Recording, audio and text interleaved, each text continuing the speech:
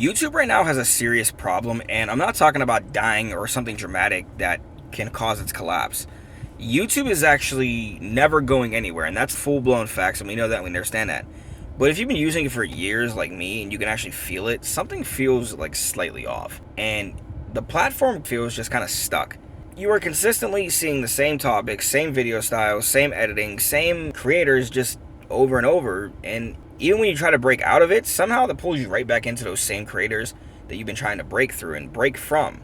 It's not just me or you. That's just how the system is working right now, and YouTube's algorithm is built to keep us watching as long as possible. That's always been the goal. But the way it's doing it right now feels a lot more aggressive than it ever used to be. Instead of helping you discover new content, it leans heavily into what you've already been watching. So if you watch a certain type of videos a few times, YouTube basically locks in and says, this is what you want, and it just keeps feeding it to you. Problem is, people don't only want one thing forever. Back in the day, YouTube felt more exploratory. You could fall down rabbit holes and end up watching stuff you never even think you would even imagine searching for. That's how a lot of creators actually blew up. That's how people found new interest. Now it just feels filtered, controlled, and even when you search on something, the results can still be influenced by your watch history. So instead of giving you fresh set of content, you're getting a version of that topic that still matches your usual behavior. It's like trying to escape your own algorithm and not being able to, and that gets old really fast. Now from YouTube's perspective, this actually makes sense. Recommending familiar content is safer. It keeps your watch time high because you most likely are going to click on something you've already recognized.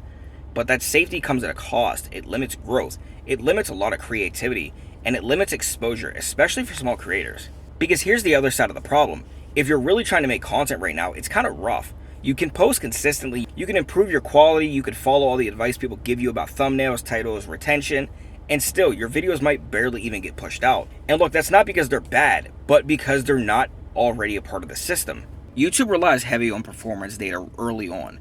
If a video doesn't immediately get clicks or watch time, it often just stops being recommended. And if you don't actually already have an audience feeling for that initial push, it becomes really hard to break through. That's why it feels like you're actually posting is avoid sometimes. Posting more can technically increase your chances, but it's really not guaranteed. You can upload every day and still not see a meaningful growth if the algorithm doesn't pick you up. And that's where a lot of creators start losing motivation, because it stops feeling like effort equals results. It starts feeling random. Now, on top of that, there's the monetization side. A lot of creators, and especially big ones, have been dealing with strict ad rules and more frequent demonetization.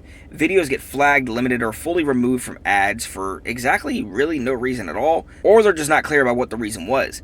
And even when they are, the rules can feel inconsistent, and that adds a whole nother layer of pressure, because now it's not about just making good content, it's about making safe content that won't get you hit by the system or flagged.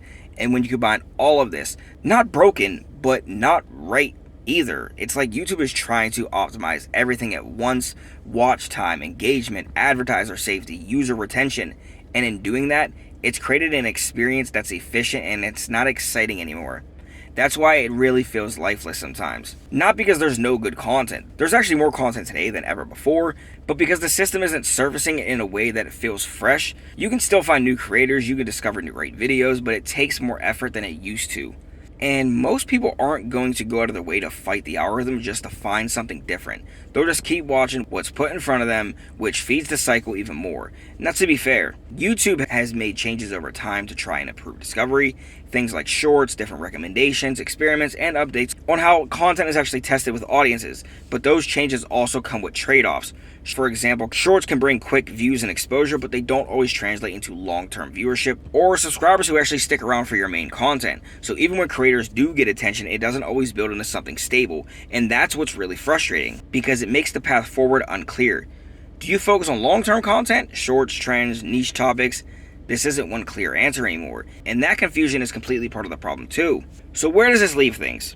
YouTube isn't failing, it's not going anywhere, it's not going away, but it's in a weird phase right now. It's heavily optimized, highly controlled, and very data-driven, but in this process, it's lost some of the natural discovery that made it very fun and exciting in the first place. For viewers, that means repetition. For creators, that means inconsistency. And for the platform overall, it just creates a strange feeling where everything works, but it doesn't feel right. And I think that's why so many people are starting to notice it. Not because they can explain the algorithm in detail, but because they can feel the difference. What do you think?